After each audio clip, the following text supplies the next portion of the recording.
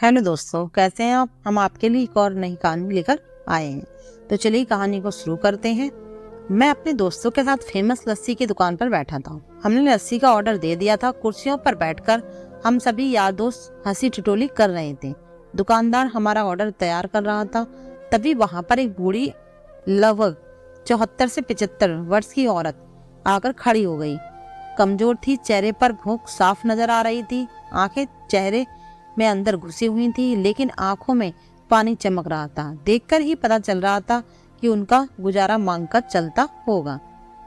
मैंने उन्हें देने के लिए अपने जेब में हाथ डाला, लेकिन पता नहीं मुझे क्या सूझा कि मैंने अपना हाथ रोक लिए और उनसे पूछा, दादी आप लस्सी पियेंगे?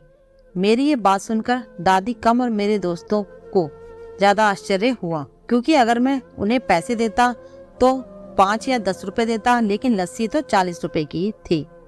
बूढ़ी औरत हिचकिचाते हुए हाँ बोली और उन्होंने अपनी मुट्ठी में पकड़े 15 रुपए जो उन्होंने मांगकर इकट्ठा किए थे, मुझे देने के लिए मेरी ओर बढ़ाए। मैंने पूछा, ये क्यों? तो वो बोली, इन्हें अपने पैसों में मिलाकर मेरी लस्सी के पैसे भर दो। उन्हें देखकर मैं भावुक तो पहले ही हो गया था, पर उनकी बात सुनकर मेरी आंख और गला भर आया। मैंने दुकानदार को एक लस्सी बढ़ाने के लिए कहा। मैंने दादी के पैसे नहीं लिए, इसलिए उन्होंने अपनी मुट्ठी वापस भींच ली। सबको लस्सी दे दी गई। मैंने अपनी और दादी की लस्सी के गिलास उठाए और एक दादी को दी। मैं और मेरे दोस्त कुर्सी पर बैठे थे और दादी वहीं पर हमारे सामने जमीन पर बैठ गईं।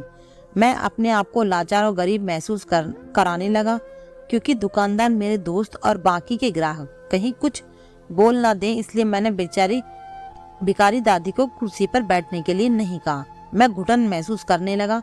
मैं कुर्सी से उठा और दादी के पास जमीन पर बैठ गया।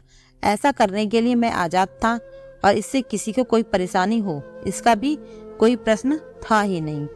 मेरे दोस्त बड़ी अजीब नजरों से मेरी तरफ देख रहे थे। वो कुछ बोल पाते इससे पहले दुकानदार ने दादी को उठाया और कुर्सी पर बैठाया और मेरी तरफ मुस्कुराकर देखते हुए हाथ जोड़कर बोला, साहब ऊपर बैठिए, मेरी दुकान पर ग्राहक हजारों आते हैं, इंसान जिसमें इंसानियत तो कभी कभी आते हैं। और अगर कहानी अच्छी लगी हो तो लाइक करें और चैनल को सब्सक्राइब जरूर करें। धन्यवाद।